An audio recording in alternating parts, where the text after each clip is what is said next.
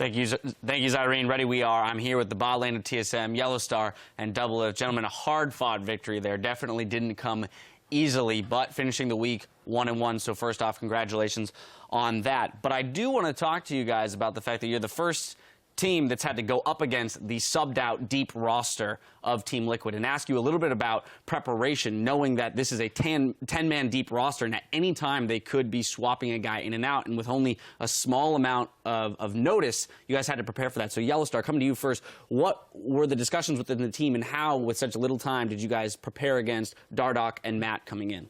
Well, depending on who's going to play for the team, it doesn't really matter because we don't have a lot of data on them since it's the beginning of the season. So it's rather us choosing what we want to play and how we want to play. But since we've just arrived and we're a new roster, we don't have a lot of time to practice together. So we're just still figuring out how to play with each other. Well, speaking of which, being a new roster, then, I do want to ask you what your assessment is in terms of the state of TSM right now, the roster, and what would be your greatest challenges that you need to overcome at this point to improve as a team, Doublelift?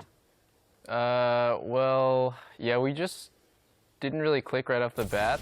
So, like, our team play is pretty lacking, and we also just had really little time right away. I don't like to make excuses, obviously. Like, every team had pretty limited time to prepare for LCS, but we only had like 7 days or 8 days of practice, and yeah, we were just having a lot of struggles early on. I mean, practice isn't going very well, and it's just taking a lot of time for us to get good. Honestly, I don't think we won because we played well. I actually think we won because Team Liquid played really bad.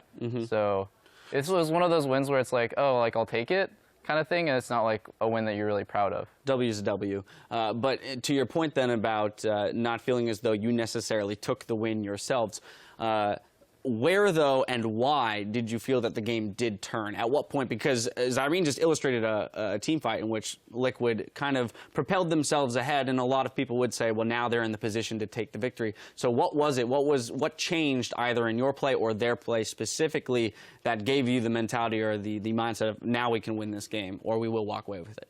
Okay, so I think early on in every game, our instincts are always really different, and so that's why we struggle, because everyone has a different play style from a different team, and so our instincts are all just, they don't align very well early, but then as we talk, as the game goes on, we can come up with a plan. So early on, our front line was just kind of suiciding, and later on, we were just like, okay, just stay tight with Ezreal and Syndra, and if they're hitting you, then we can hit them back.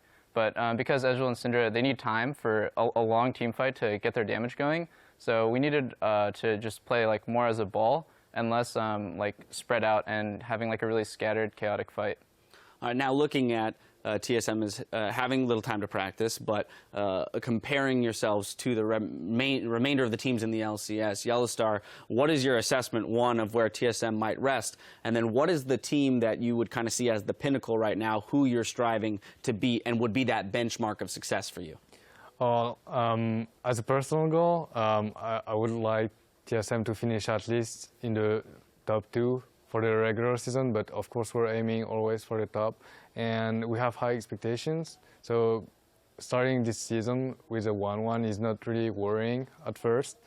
I'm pretty sure that we'll show up on time. Yeah, there's plenty of games to play, Doublelift, in an article with ESPN, you were quoted as saying that you do believe the two of you could be the best Western bot lane, but that it shouldn't be expected that you would have been there after only 10 or so days of practice. You know, another question about kind of the future and the development of your synergy as a bot lane. Where do you feel you two could improve most in your journey towards becoming the best Western bot lane?